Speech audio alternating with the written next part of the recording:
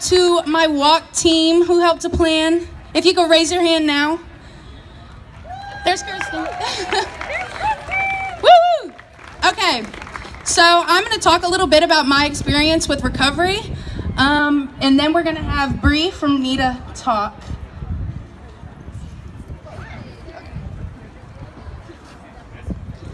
Okay, so I grew up surrounded by diet culture and fat phobia, and from as young as I can remember, people around me were telling me to go on a diet and to lose weight, from my parents to my friends to my doctors, and that's a lot of pressure to put on somebody. And when I started middle school, I gave into that pressure and I went on my first diet, my first official diet, and due to a lot of factors like struggling with my identity at the time, lack of access to mental health education and support, genetics, and trauma, that diet quickly spiraled into an eating disorder that I struggled with for many years. And it's important to note that while diets don't single-handedly cause eating disorders, 1 in 4 dieters will progress to an eating disorder at some point in their life. And so when I was early in the recovery process and sharing my story, I would focus a lot on the grueling details of my eating disorder. And I think it was a way to still hold on to that sickness and to prove to not only others but myself that I was sick enough to receive help. But of course, now I know that there's no such thing as being sick enough and that everyone deserves equal help and treatment regardless of where they are in their struggle with their bodies and food. Because a healthy mind doesn't want to get sicker in order to receive treatment.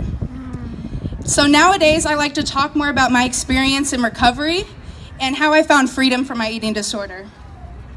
So a lot of times the stories that we hear about recovery in the media aren't really accurate. From the eating disorder plot lines on television, film, and books, they usually have somebody hitting some sort of a rock bottom, receiving treatment, getting help, and then they're cured. But I'm sure a lot of us know that recovery from an eating disorder isn't really like that. Healing isn't linear. After I went into residential treatment the first time, it took 3 years for me to be able to accept help and really start true recovery. And a lot of that was because I was waiting.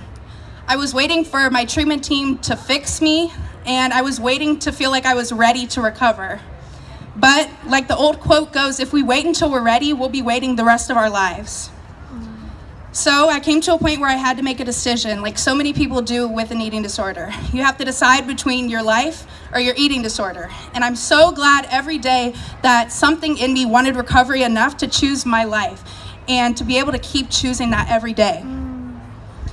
So I did the hardest thing that I've ever done, and I put complete trust into my treatment team, gave away control, and took a blind leap of faith into recovery.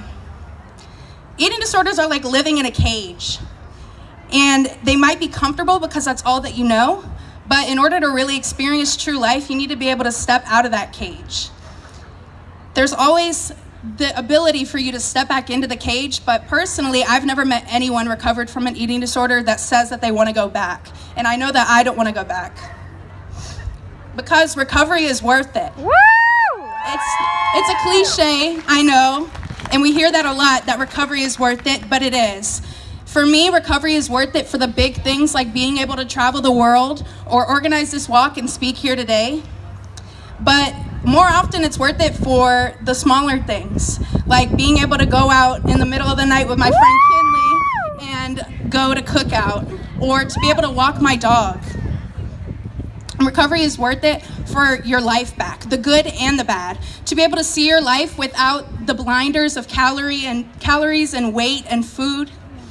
But most of all, recovery is worth it because you're worth it, and your life is invaluable and precious, and it only exists outside of the restraints of an eating disorder. So I'm going to pass it along to Bree from NEDA.